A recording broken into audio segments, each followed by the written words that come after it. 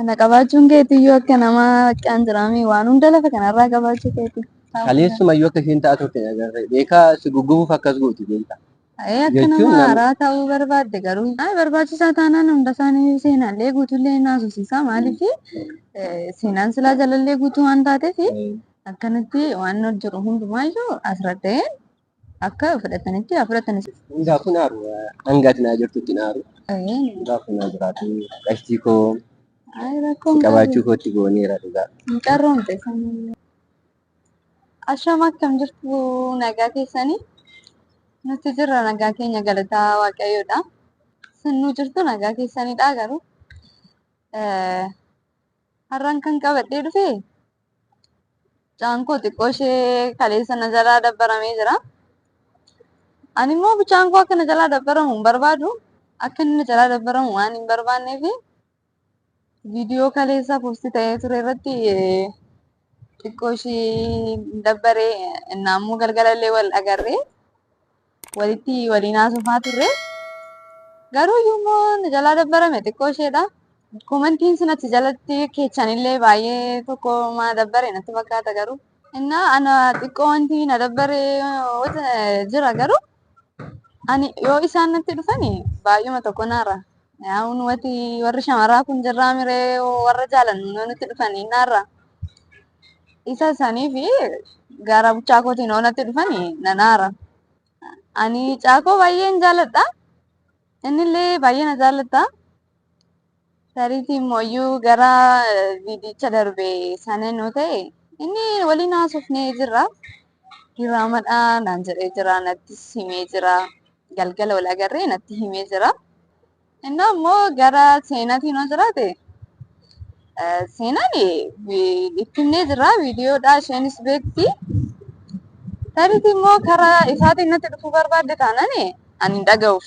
Maaliif karaa buchaa kootiin natti dhufte waan ta'eef ani hin dhaga'uufi. Isheenis akka barbaadde ta'uu dandeessi garuu iyyuu karaa buchaa kootiin yoo natti dhuftu ani surumaayyuu hin dhaga'uufi. Silayyuu immoo jaalallee qabdi sila. Ana mudii natti qabatti ta'ee waan isaa dhooyyuu naan galle anaaf. Garuu iyyuu dhuma jaalalli mashee san qabatteetuma bakkuma sana raftee naa teechee ana baay'ee natti tola.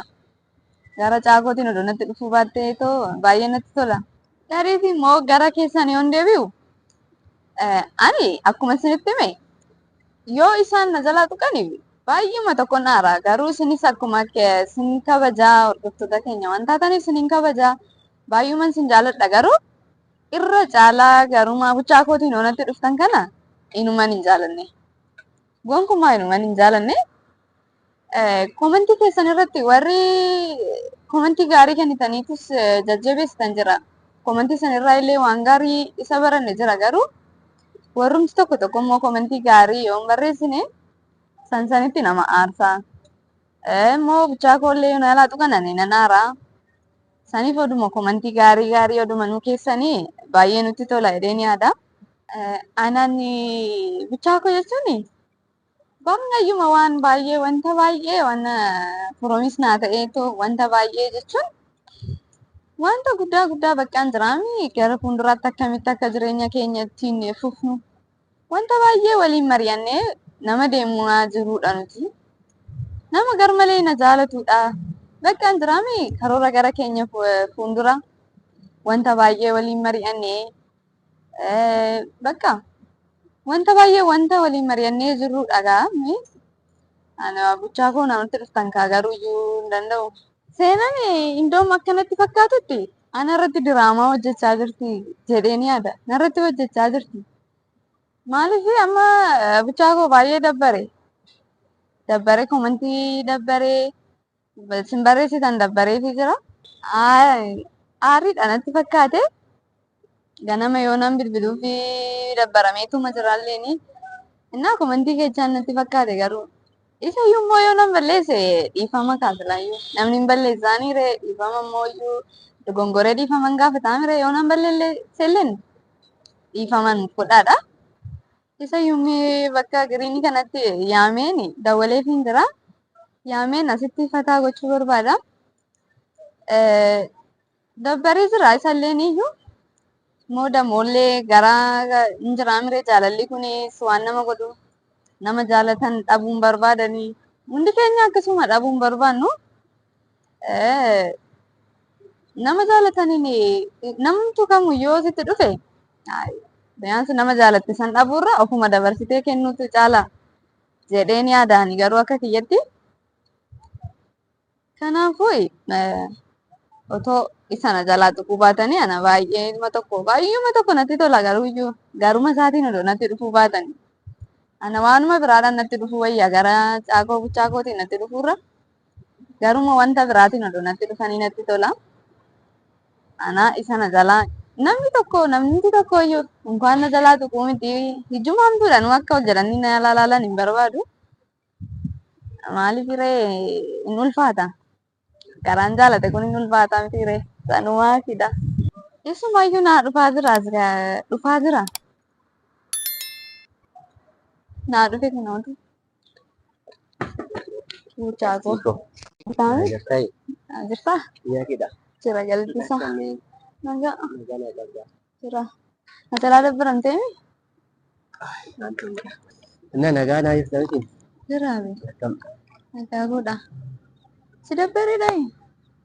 Dubartis miti garuu kaleessa sitti mira miti wanta jiru wanti hundayyuu sitti mira hundaafu. Ayi komentii nama tokkotti aarsaa beekaa gaafa caalan sobduudha. Irraa fagaadhu sin bu'atu iyyuu si miidhuu danda'a maal naan jechaa turan komentii irratti argaan ture. Isuma isatu jechuun na xiqqoo ishii natti dhaga'ame malee jechuun namni akkamitti osoo nu hubatiin jecha tokko osoo nu hubatiin jallisee maataa jedhee kan yaadaa ture. Inni dhugaadha garuu yoo ati aaruun qabdu maaliif namni tokko asii akkasitti fudhachuu danda'a waan ta'eef ati immoo iyyuu natti himtee jirta waan ta'eef isa akkasitti naariin ati maaf aartaa? Jechuun ammoo soositee hin aaruu dandeessaa. Hundaafuu naaru hangaati naa jirtutti naaru.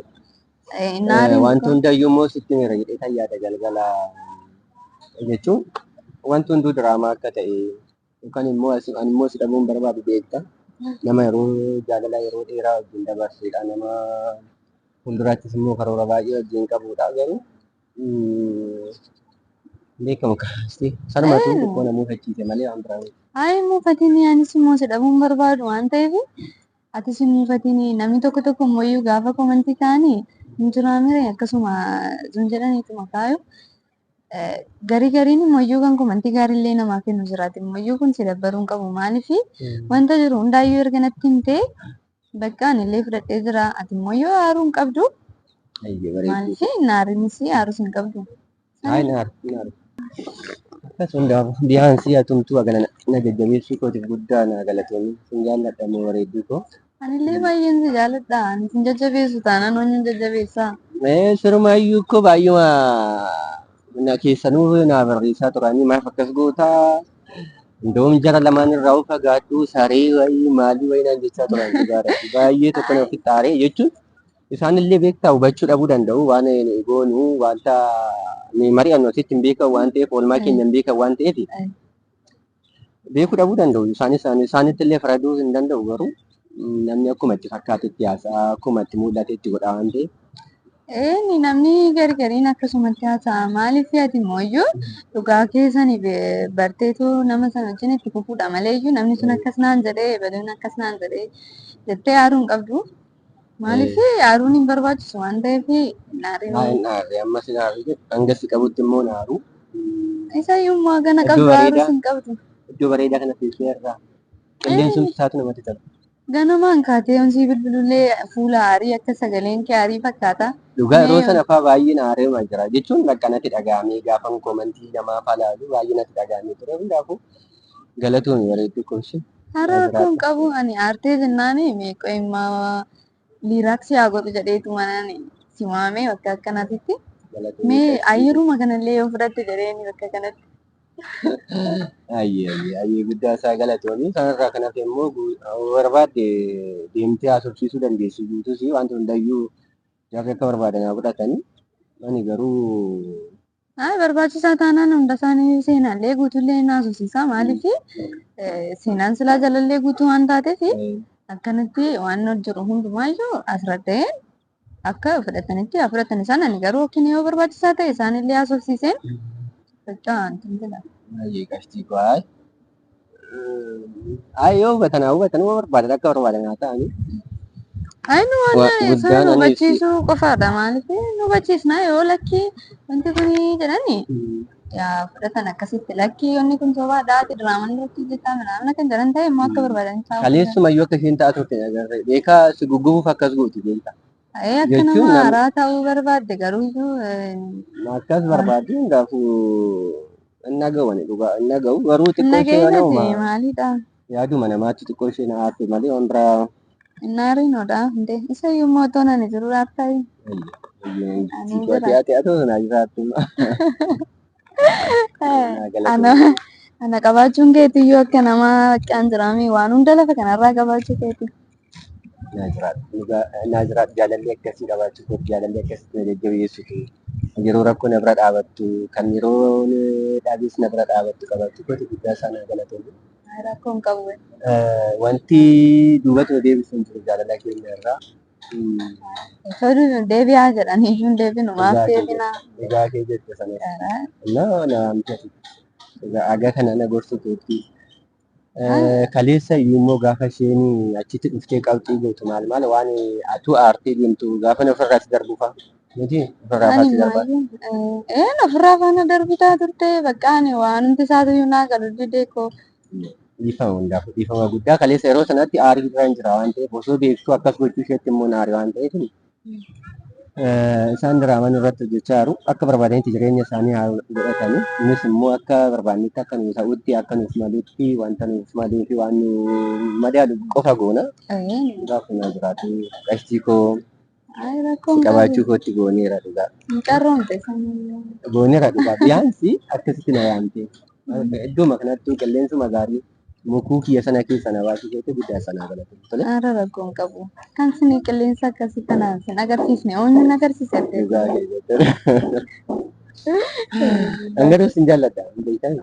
Anatu caalana fakkaata jaalala kootti caalana fakkaata amma sirba gaafa yaadu wanta baay'ee si jaalladhu ana caalatti si jaallatana fakkaata. Akkasiidha ree hin beeku anis garuu akkasuman si jaalladha jedhanii yaada garuu kan eenyu akka caalu immoo jira. Jaalala hanga kanaa ture eenyutu addan baasu shi qashtii koo. Haroomtu addan baasu. Akka bakka na jalaan muufatiinis aariinis sammuu dibbirti kana keessaa bahuudhaaf mee ka'e waan tokko si affeera. Waan affeeruu barbaadde? Wanti malee seeree si affeera. Ka'e qondeema.